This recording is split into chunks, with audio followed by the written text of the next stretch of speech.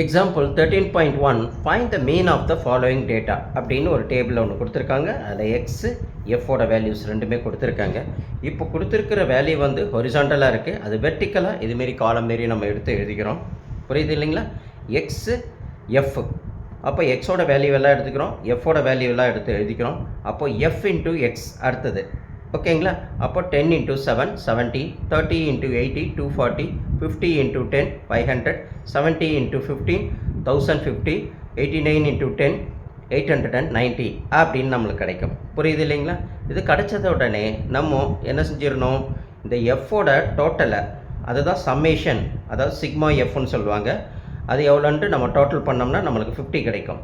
அதேமாரி இந்த எஃப்எக்ஸோட டோட்டலை தான் summation of F of X அப்படின்னு சொல்கிறோம். அப்போ எஃப்எக்ஸ் அப்படின்னு சொல்லும்போது நம்மளுக்கு என்ன ஞாபகத்துக்கு வைக்கணும், சம்மேஷன் அப்படின்றது இது எல்லாத்தையும் டோட்டல் பண்ணி பார்த்தா 2750 அப்படின்னு நம்மளுக்கு கிடைக்கும்.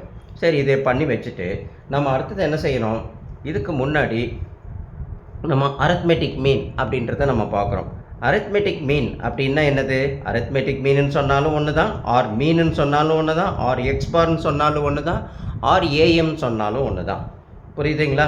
இது நாலுமே நம்ம ஒரே மீனிங்கை தான் நம்மளுக்கு குறிக்குது அப்படின்னு நம்ம பார்த்துக்கணும். அடுத்தது நம்ம எஃப் ஆஃப் சிக்மா எஃப் அப்படின்னு பார்த்தோம், அது 50 நம்ம பார்த்தோம். சிக்மா எஃப் 50, சிக்மா எஃப்எக்ஸ் அப்படின்னு சொல்லும்போது 2750 இங்கே நம்ம டோட்டலாக பார்த்தோம் இல்லைங்களா? இப்போ மீன் அப்படின்னம்னா என்னது? அரித்மெட்டிக் மீன் சொல்லலாம், ஆர் மீனுன்னு சொல்லலாம், ஆர் எக்ஸ் பார்னு சொல்லலாம், இல்லை நம்ம என்னன்னு சொல்லலாம், ஏஎம்னு கூட சொல்லலாம். புரியுது இல்லைங்களா? ஸோ எப்படி வேணாலும் நம்ம மீனிங் வச்சுக்கலாம்.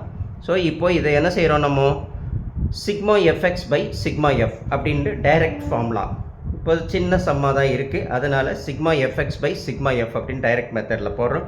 சிக்மா எஃப்எக்ஸ்ன்னு பார்த்தோம்னா 2750ன்றது நம்மளுக்கு தெரியும். அந்த 2750 தூக்கி நம்ம இங்கே போட்டுக்கிறோம், எக்ஸ் பார் ஈக்குவல் டு, ஓகேங்களா? அடுத்தது சிக்மா எஃப் அப்படின்னு சொல்லும்போது சம்மேஷன் ஆஃப் எஃப் எவ்வளோ வருது, 50, அந்த 50 போட்டுக்கிறோம், 0 கேன்சல் பண்ணிக்கிறோம், 5ல் வந்து 275 55 டைம்ஸ் போகுது இல்லைங்களா? அப்போது மீன், அதாவது X bar AM equal to எவ்வளோ, 55. Hence mean of the given data is நம்மளுக்கு எவ்வளவு, 55 அப்படின்றத நம்ம புரிஞ்சுக்கிறோம். புரியுது இல்லைங்களா? இப்படி அழகாக நீங்கள் புரிஞ்சு நீங்கள் போட்டு பார்த்தீங்கன்னா ஸ்டாட்டிஸ்டிக்ஸ் ரொம்ப ஈஸியாக இருக்கும்.